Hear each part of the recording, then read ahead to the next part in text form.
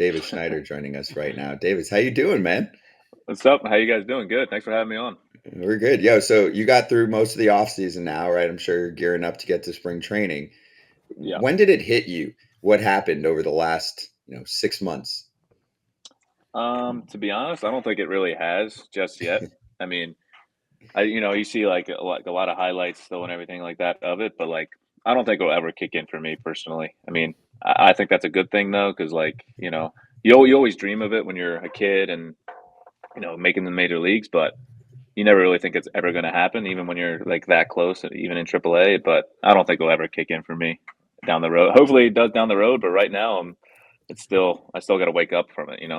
Yeah, and you want to keep rolling, right? So Yeah. how do you take what happened then, with the call up and the instant success and keep that going into this coming season for Toronto? Obviously, the Jays have made some moves, but not a ton, and there Mhm. looks like there's going to be quite a bit of opportunity. Unfortunately, you don't get to play with Ohtani. We can get to that. But it looks like there's going to be a lot of opportunity for you to be up there for good. Yeah, I mean, I feel like just learning from last year. I mean, obviously, I started out really well, and then I went over 31. So, kind of just learning from the ups and downs of being up there. I feel like that's the biggest thing, and knowing what my role is going to be, whatever that role is, like whether it's a bench role, pinch hit here and there, or a starter. So just like going out there, making sure I'm getting my work in, and kind of taking care of what I can do, and then let the rest of the stuff kind of handle itself. You make a good point because when I first came up, I played a lot of different positions. Now, my question to you is, does that kind of hinder you a little bit? I remember they were trying to focusing me on playing different positions as I first came up, and at the same time, looking back, I'm like, damn, I wish I had one position to worry about. Then I can just worry about hitting. Does that play with your mind a little bit? Are you like, you know what? I'm young right now. I'll play wherever. I'm not really worried about that. But hindsight 2020, I feel like you kind of wish you did have that one position to fill and go on forward from here. Yeah, for sure. I mean, I'm definitely more comfortable at second, and like in the infield, I grew up at third baseman, so like infield is definitely my home. But I mean, as long as I can, make my way into the lineup, it doesn't really matter to me. I mean, I can go out there and play left, and I'll feel comfortable there. But it is what it is nowadays. Versatility is huge, and being utility role, like a lot of teams are looking for that, and moving from position is like just I guess what people want. So I mean, as long as, I can just put my work in and, get comfortable at each spot that day, then that's good with me. All right, mine's kind of like a two-piece question here. You and I were Blue Jay draft picks, squandered in the minor leagues forever. Actually, you didn't squander forever. You just took longer than most people would think. But Yeah. what's the most annoying question that you kept getting the whole like you were an absolute sensation in Toronto. And I feel like sometimes sensations in Toronto, because Blue Jay fans are probably going to rip me for this, they don't necessarily know the game super well. But what's the most annoying question that they just kept asking you? Like, like something like, oh, are you related to Schneider, your manager? Like, what's the most annoying question? I mean, there was a lot. I mean, I can't really there was a bunch. I mean, even after like just a good game, it's like, how do you feel about, doing this? And like, how do you think I feel? I mean, I feel good. I did well, like that type of stuff. But like the probably most annoying one was probably the Schneider one. I mean, that was probably at the start. A lot of guys like made that connection because we're both from Jersey, and I knew him before, but the whole relation thing and the last name that kind of got a little bit old pretty quick. All right. But So it's just then like the standard questions like how do you feel, like you're going on this run, like what you go to the ballpark every day, like what do you feel about the fans and everything like that, and that just kind of got old really really quick. So then you're so new to the game. You don't even have 200 at bats in the big leagues yet. Hmm. What is it that we don't know about you that you can tell us now? Because this is what the whole show's about. Like, we need to, like, what is it that makes Davis Schneider tick and not just, well, I just tried my best and it was a ball, so I didn't swing at it and I hit a home run. That was neat. What is it that makes you tick? What's your shtick? I feel like the biggest thing for me is I know that I'm not the most talented guy or can hit the ball 500 feet like all these guys can in the bigs. So like knowing that and knowing what I can do really well, I feel like helps me kind of succeed at the highest level. because I only can hit a certain pitch or kind of do damage on a certain pitch. And earlier in my minor league career, I try to hit everything. I try to hit the pitcher's pitch, and that kind of what got me out. And I wasn't able to hit as well as I should have. But then later in my career, I kind of like figured out, okay, you know, focus on what you do well and kind of try to capitalize on that. And I feel like I've done that the past 2 years, especially in AAA this year. And the ABS helped a lot, helped me narrow down my zone. A lot of people don't realize that. They asked me why your numbers were high in AAA. I was like, the ABS helped a lot. A lot of people might not say it, but it's definitely true because it narrows down your zone so small. And I'm 5'9", so the zone is even smaller than what it should have been.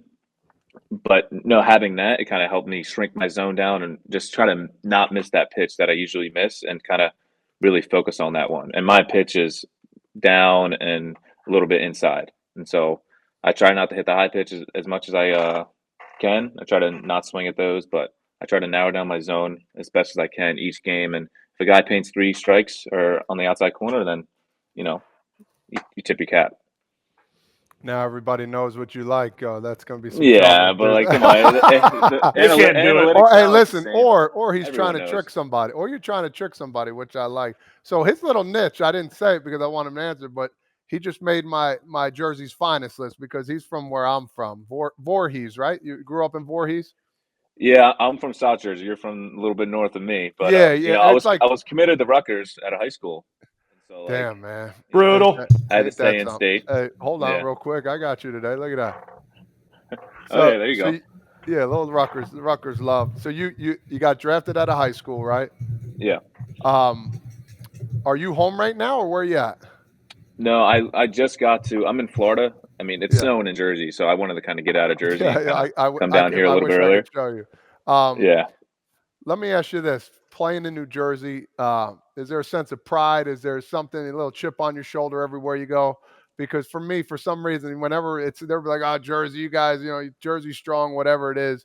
Yeah, we play in the snow, we do all that, but you bring that pride with you everywhere you go.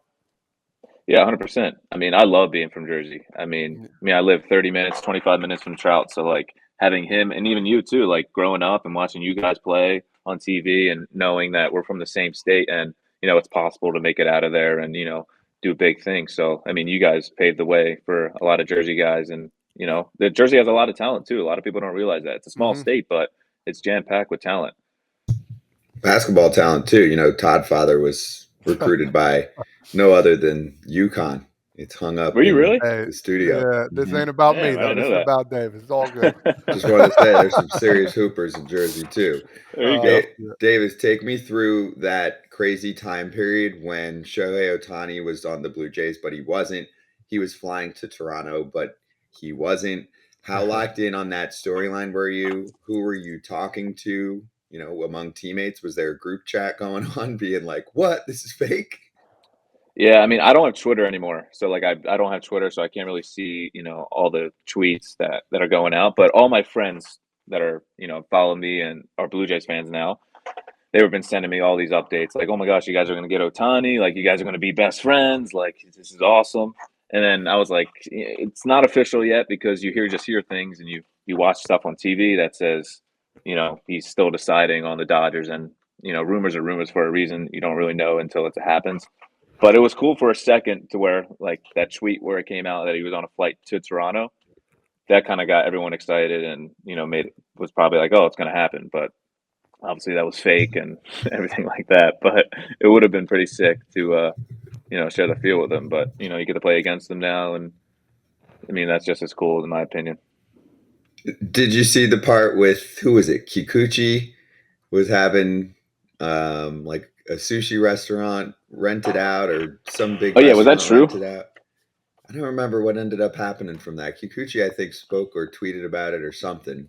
Kratz, do you remember what ended up happening on the back end? I think it was true. I think he had, true. But it wasn't his name. His name wasn't on the where was it? Shohei was supposed to be going, or Yamamoto was supposed to be going to a football game or something. Oh no, that was different. No. This was in Toronto. Someone said, and this is where all the BS starts coming out. Like someone was like, "Oh, Kikuchi's renting out a restaurant." And it was his wife's birthday, I think. Yeah. Is that what it was? Or Yeah. it might have just been where Kikuchi, it wasn't him and the restaurant was being rented out by someone else. Obviously, if I look down at our chat with our million fans, someone's going to tell Or me they said what something. happened. The guy from that show, whatever. Oh, well, that was the Shark Tank guy Oh, that Yeah, that ended was up Shark being Tank on the guy. plane. Yeah, Robert Herjavec ended up being on the plane and not Shohei Ohtani. Kevin Kiermaier's back. Is that a guy that made an impact for you? And if so, also just adding on, who else were really helpful for you and that you became tight with right from the jump when you joined the Bigs? Yeah, KK was huge. I mean, he was that guy. He was a veteran guy, and he kind of put me under his wing, and a lot of guys did. Like Witt was a big one. When I first landed in Boston for my debut, Witt was the first guy to text me and tell me to come to the room and hang out with the guys and kind of meet everyone, because I met everyone in spring training, but I wasn't at big league spring training last year. So I didn't really get a chance to like meet everyone on like a day-to-day basis and kind of like, shake hands with everyone. You just play against them when you get called up for the big league games. But yeah, Witt was that first guy to text me, and we're still friends now. We still play golf when we can. I was at his golf outing a couple months ago, so that was cool to share that with him. But all the guys, KK, Witt, Bassett, Gaussman, all these veteran guys, kind of it made me feel like I was part of the team as soon as I got there. And you hear things to where rookies, they're when they get there, they're not as part of the team, and you kind of get like a little blackballed. But they treated me like I was part of the team the whole year, which was great. That made me feel relaxed, confident, and made me want to go to the ballpark every day and not feel nervous around these guys. And they treated me like I was one of them the whole year. So that was a great team to be around. And all those guys are coming back. Obviously, we're losing Witt, Belt, Chapman obviously didn't sign yet, but it is what it is. But those guys were great last year, so it was a good team to be around. How'd you do in Witt's tournament? Oh, I played like ass. I was so bad. It was terrible. I wish I did a little bit better, because handicap wise, I was like probably at the lowest, and I could have won. I could have won at least something if I played relatively well, but I was terrible. It's a tough tournament. They were bringing out the best. It wasn't. I know. It Yeah. wasn't just a. It wasn't just a hey, you want to come and play golf kind of thing. But that was a big league tournament. No, yeah. Clippard was the group behind us, and every time I look back, he was about 5 feet from the pin every single time. He was driving in every single fairway, and he was probably the best one there. He won the net one. Witt won the gross, but there were some good golfers there. Will Myers was pretty good. Eflin was a stick. Jackie Bradley, he could swing it. Like there was a lot of good guys there. Wait, I have to ask. So you're the first guest that has come on since his tournament, and we didn't give Witt a hard time because we were talking about his free agency stuff when he came on. But isn't that a little shady, McGrady? Yeah, it's a little because he's good. I thought he would have put a little bit better, like a better handicap for him. But yeah, it was kind of fishy that he won his own little thing. Everyone was making fun of him for it. Good. I'm glad. That's what it's about. That's what it's about. You need to make sure you're making fun of those guys for that kind of stuff. Oh yeah, he knows it too. He going into it, he was like, "Imagine if I win this thing, hosting it." And ironically enough, he won it. So he even set himself up for that. That's he brutal. He did play well. He did play well, so you got to give him at least some credit for it. But he could have played. He could have had a better handicap than he actually put down. So. Yeah, that's definitely what happened. It's like that guy that came in with a 58 in the group on the Instagram. You seen that look? Everybody was screaming, "You got to be kidding me!" The guy didn't look like he can even hit a golf ball, but whatever. That's hey, you win at your own tournament. There's some shady business going on there. We'll have to talk to him down the road. Anyway, I want to get to know your routine a little bit. I always ask this question. Give me the day in the life. You go to the ballpark, or give me your off-season routine. How about that? Let's talk about that. What you do every day to get prepared. We're in the meat of things right now. You should be getting after it. Tell me about your routine. Yeah, so I'll tell you when I'm home in Jersey because I just got down here. So gotcha.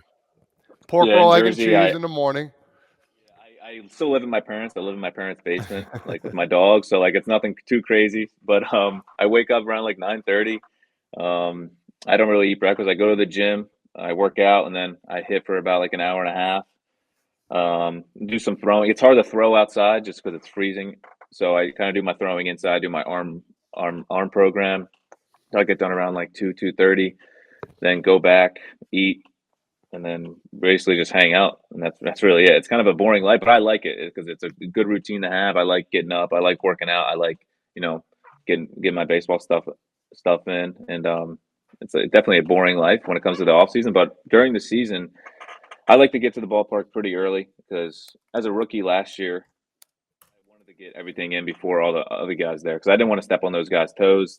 They've been there, and obviously they didn't really care. But for me personally, I kind of wanted to get all my stuff in before them, just because they deserve the respect because they've been there, and No they doubt. they No shouldn't doubt. be bothered when they go. But they didn't care, obviously. So, not saying they did, but it was just one of those things to where I wanted to get my work in before them, so they could get their work in. But get to the ballpark around like 1. Do my cold tub, sauna, get everything settled in before that, and then I'll do my hitting routine in the cages before I go out and do early work on defense. Every day we had early work for defense. They were great about it. So I like to get my hand routine and everything like that for my infield. Outfield wise, it was tough because I didn't really play that much last year, so we didn't really do much when it came to outfield stuff. Obviously, I took fly balls and everything like that, but outfield wise, it wasn't as much as I did infield wise, and so did that around 3:30, and then whenever the team stuff happened, I jumped in with them, and then kind of did everything when it came to that. But routine, I like to have a routine to where I can get my stuff in early, make sure I do get it in, because if I procrastinate, then I know I'm not going to want to do it, or I get too lazy. But I like to get it in early and then kind of let the team stuff happen later. That was Eric's name, Eric Procrastinate Kratz, but I shouldn't have said that on TV here. Anyway, give me two. I'm not going to say one. Give me 2 foods that you miss when you go to Toronto from Jersey. I'm on this Jersey kick right now. 2 foods that you are like, man, I can't live without. I'm a month away from home. What am I gonna? I need something when I get back home. What are the 2 foods? I mean, obviously pizza, right? I mean, that's Yeah, like of the number one. course. Jersey pizza, it's the go-to. I mean, there was that, I forget what the place, Delicia's Pizza up in Somerset. Okay. We had that in Double A. That was my first time, and it was the best pizza I ever had. So Jersey pizza is definitely top notch. I wish that I had better pizza wherever we went, but it's definitely not the case. And probably just like a good burger. I mean, there's good burgers everywhere, but there's a place near my house that has a really good burger that I like a lot. So if I could bring that wherever I go, that would have been Okay. ideal. But can't have everything. No, Wait, understood. what about a bagel? What about a Jersey bagel? Like, Yeah, I like bagels, but it's not my favorite. Like, I'll have it, and I think Jersey bagels are a little bit overrated. In my opinion. whoa, Yeah. hot take. Oh, Todd is oh my. hurting right now. Todd loves the pie. Todd Wow. loves the pie. So But there's certain part. Like, listen, you can go to like a Manhattan bagel and have that bagel. It's okay. But I mean, you got to go to that hole in the wall place that nobody goes Yeah, to where they bake them fresh. that's true. I get That's you. true. That's true. I understand. Now, when you eat pork roll? Yes. All right. Do It you is have it on pork. It is pork roll, not Thank you. Taylor ham. I Yeah. respect you even more. Now, do you put that on a sandwich roll, or you put it on a roll, a Kaiser roll, or you do a bagel? You do a roll, no? I do a roll, but I would have it on a bagel here and there, but Sure, obviously majority roll, just no because doubt, definitely a better texture than a bagel. I don't know why, but it's definitely a roll more often than not. no all right, doubt. Schneids. All right. My first roommate in Pro Ball was your manager, John Schneider. Okay, Oh, so really? he was as swaggy as he is now as a draft pick out of Delaware. So here's my question to you about this upcoming season. You didn't go to big league camp last year, so you had I did no not. Yeah. connection.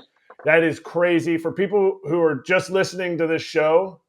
The fact that you made the big leagues, you made an impact in the big leagues, and didn't make it to big league camp as an invite. I'm sure you got called over every once in a while to fill in and get your $45, whatever they pay you now. But has Schneids talked to you? Has John talked to you about what your role is going to be? And do you think you can play 160 games? Because you've never played more than 113 in one season.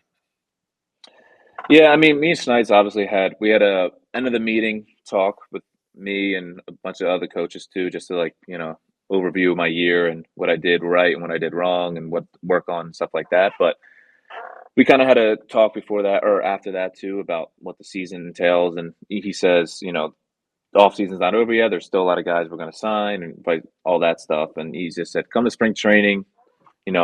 work your ass off. Nothing's entitled to you. Just try to win a job somewhere, and just do what you do best on the field, and let us handle the rest. Because you can't handle that anyway, so don't even think about it. Just go out there, try to perform to your best of your ability, and then just go from there. And so, I mean, there's only so much you can say too. I mean, as a manager, it's like you have to say that to a guy like me too, because you can't tell him, you have a starting job and then him get complacent and stuff like that. So like, I definitely get that. And yeah, so that, I mean, talk wise, it was kind of like just like that. It wasn't anything crazy. All right. Now I got to say one name, and I don't know what kind of connection you have with him with the Jays. What does Dennis Holmberg mean when you bring that name up in your Blue Jays development? I would call him the GOAT. He's definitely the GOAT. He's the man.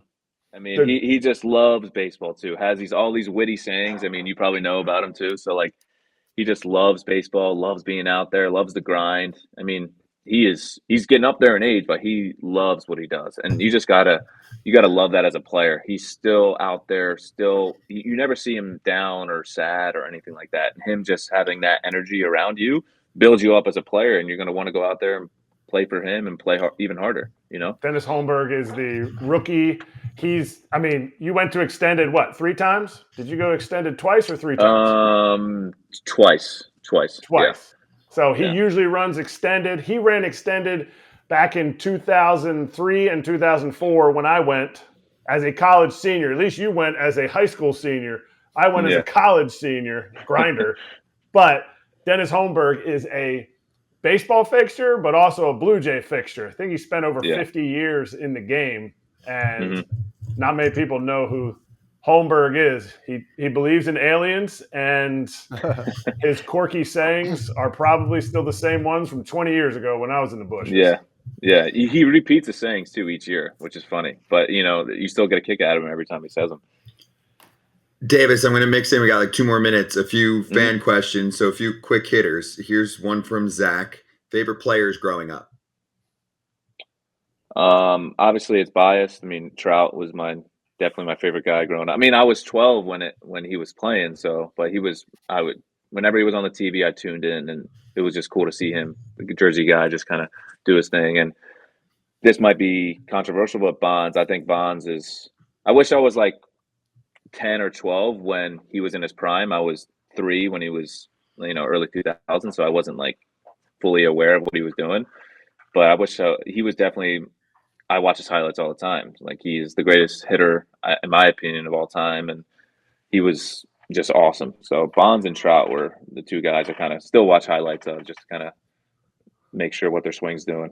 Yeah, Bonds was a video game to watch. It was not controversial. No controversy there. He was unbelievable to watch. Yeah. Okay. Reagan wants to know if you're using the same glove, the famous glove.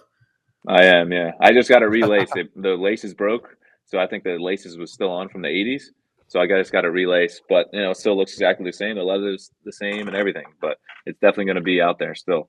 Love that. All right, a little hard hitting from Andrew. You got a lot of super fans here. So Andrew's got 2. Difference between AAA hitting coach approach compared to the bigs, and also, is there anything you're working on for the high and inside strike to try and beat that, or like you mentioned earlier, just avoid pitches like that might be a little bit too inside? Yeah, I mean. So fortunately now this year, our hitting coach is up in the big leagues this year. He's one of the assistants. So having him up there is going to be big, not just for me, but for the whole team, because he knows a lot. But, AAA, it's more hands-on, just because, you're trying to get to the big leagues. So like, they're going to try to help you no matter what. But like, big leagues is a little bit more hands-off-ish. Obviously, if you want work, they're going to help you wherever they can, but they're not going to be that guy to, kind of push stuff onto you. But, in the minor leagues, that's their job. Their job is to kind of like help you try to get to the big leagues, and they're going to be a little bit more hands-on. But and what was the other question again?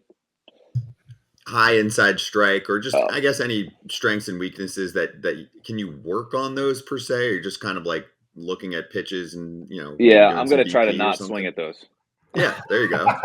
I mean, me and my buddy were just talking about how Trout, he's like a 7% at the top of the zone. So he like never swings at it, and that's his kryptonite too. So like he's doing it for a reason why he's not swinging at it. And the chances of pitchers locating 3 top of the zone fastballs are pretty slim. Obviously, they're capable of doing it, but try not to give in to the pitcher's pitches. I mean, especially with less than 2 strikes. 2 strikes, obviously, you got to battle, different approach, but make sure you're trying to hunt your pitch no matter what. And my pitch is low and kind of middle. So, yeah, I love that. And great questions from fans. All right, last one from me, and then we'll let you jump. So, because we didn't get to this, I mean, obviously the team played pretty well during the regular season, and then the big disappointment in the playoffs, you had Barrios getting removed early. There was a lot of attention to that. We've spoken to a lot of players about that, and the offense just didn't show up in that short series. So, what were your thoughts on that series overall? I know a lot of guys were pissed for a variety of reasons. yeah, I mean, I didn't play those 2 games, but watching it from the dugout, it was that playoff atmosphere is actually crazy. You see it on TV and everything, but it's nothing like it. But like you said, we didn't score any runs. So having 0 runs, you can't win any baseball games while not scoring any runs. So like on that aspect, we should have done better. But in hindsight, yeah, you should. It's tough that you don't pull a guy when he's doing that well. And Kikuchi only gave up 1 run, so it's not like he gave up 6 or anything like that. So Kikuchi did a really good job, and obviously Barrios was rolling. But in the heat of the moment, sometimes you just gotta change your plans. Sometimes, whether that was premeditated or not. But as a player, you want to be out there and have the ball. So I get where Barrios he was mad for sure, and but in hindsight, we didn't score any runs. So like you can't win a baseball game if you don't have any run support. Yeah, facts. Exactly. And I'm sure Barrios will bring that into this season too and have a good year. But hope the same to you, dude. Keep crushing it this offseason. Thank you. We'll see you in Appreciate spring training. Great to have you on, man. Great combo. Awesome. Thanks, guys. Appreciate it. Thank you. David Schneider of the Toronto Blue Jays with us on FT Live.